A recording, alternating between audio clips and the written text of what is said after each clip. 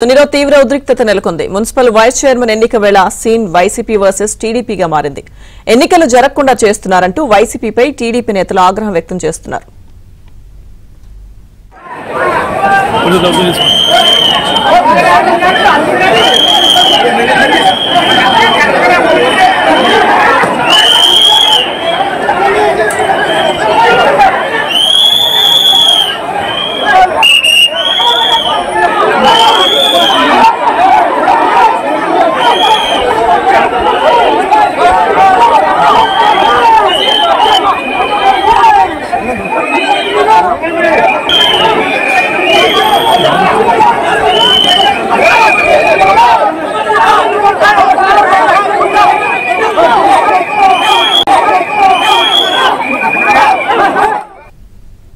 తునిలో తీవ్ర ఉద్రిక్తత నెలకొంది. మున్సిపల్ వైస్ చైర్మన్ ఎన్నిక వేళ సీన్ వైసీపీ వర్సెస్ టీడీపీగా మారింది. ఎన్నికలు జరగకుండా చేస్తున్నారంటూ వైసీపీపై టీడీపీ నేతలు ఆగ్రహం వ్యక్తం చేస్తున్నారు.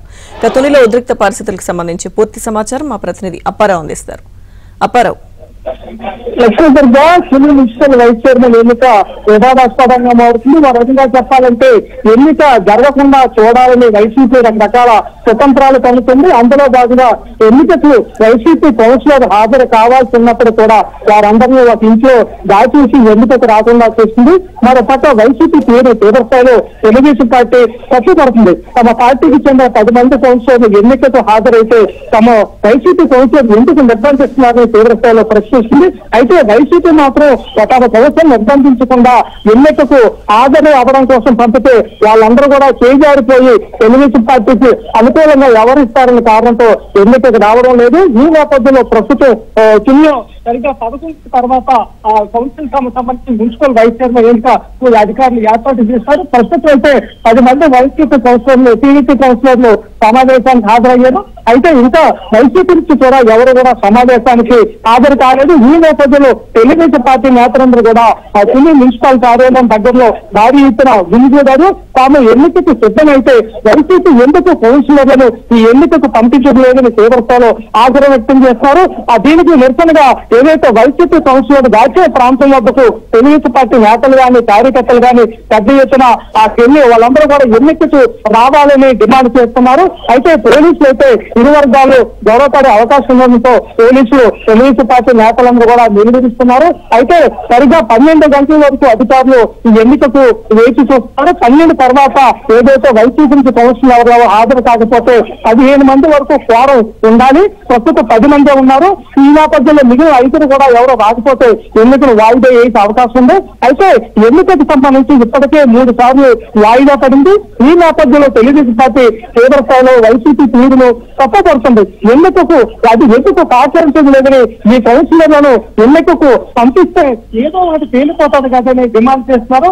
అని వైసీపీ మాత్రం చైర్మన్ వైస్ చైర్మన్ ఎన్నికల్లో ఓడిపోతామన్న భయంతో రాకుండా అడ్డుకుంటున్నారు.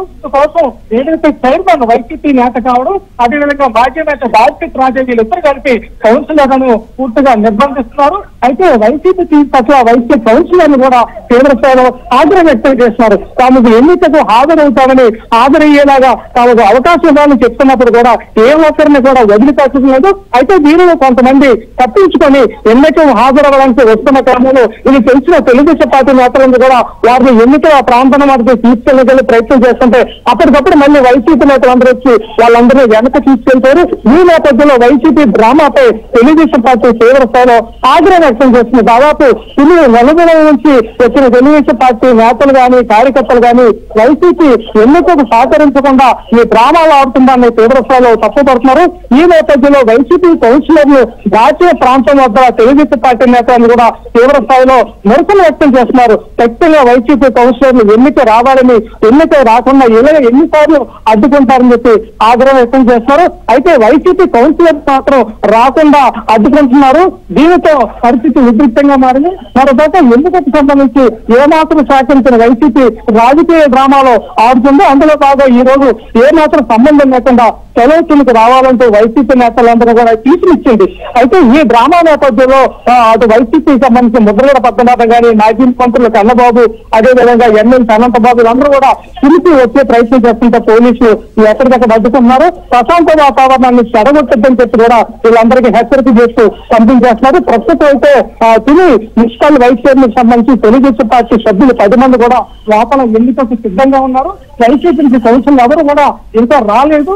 ఈ నేపథ్యంలో వస్తారా రారా అనేది కూడా సందిగ్ధంగా ఉంది. అటు పోలీస్ శాఖ కూడా వైసీపీకి విజ్ఞప్తి చేసింది ఎన్నికకు పంపించాలని. వైసీపీ కౌన్సిలర్కి ఏమాత్రం ఇబ్బంది లేకుండా సమావేశం లోపల వరకు తీసుకునే బాధ్యత తమదని చెప్తున్నప్పుడు కూడా లోపలికి పంపిస్తే కౌన్సిల్ అందరూ చేజారిపోయి ఎన్నికల్లో ఓడిపోతామనే కారణంతో వీళ్ళు ఎన్నికకు రాకుండా వైసీపీ అడ్డుకుంటుందని చెప్పాలని. ప్రస్తుతం అయితే తెలుగుదేశం పార్టీ తరఫున తీవ్ర స్థాయిలో ఆగ్రహం ఆందోళన వ్యక్తం అవుతుంది. ఎన్నికకు ఏమాత్రం ఎందుకు సహకరించేది వచ్చేస్తే వైస్ చైర్మన్ కుర్చీ మీద మాదో తేలిపోతుందని చెప్పినప్పుడు కూడా వైసీపీ మాత్రం ఏమాత్రం సహకరించలేదు. అటు చైర్మన్ కూడా వైసీపీ నేతే కావడంతో ఈ డ్రామాలు కూడా పూర్తి స్థాయిలో సహకరిస్తున్నారు. దీంతో తెలుగుదేశం పార్టీ తీవ్ర స్థాయిలో ఆగ్రహం వ్యక్తం చేస్తూ మున్సిపల్ కార్యాలయం పెద్ద ఎత్తున నిరసన వ్యక్తం చేస్తుంది. వైసీపీ కౌన్సిలర్ దాచిన ప్రాంతం వైపుకు వెళ్లేందుకు ప్రయత్నించే పోలీసులు అడ్డుకుంటున్నారు. అటు వైసీపీ కార్యకర్తలు కూడా తెలుగుదేశం పార్టీ నేతలను కానీ కార్యకర్తలు కానీ చదివించే ప్రయత్నం చేస్తుండటంతో పోలీసు ఇరు వర్గాలను కాస్త శాంతింప చేసే ప్రయత్నం చేస్తున్నారని చెప్పాలి. Right right thank you Apparao.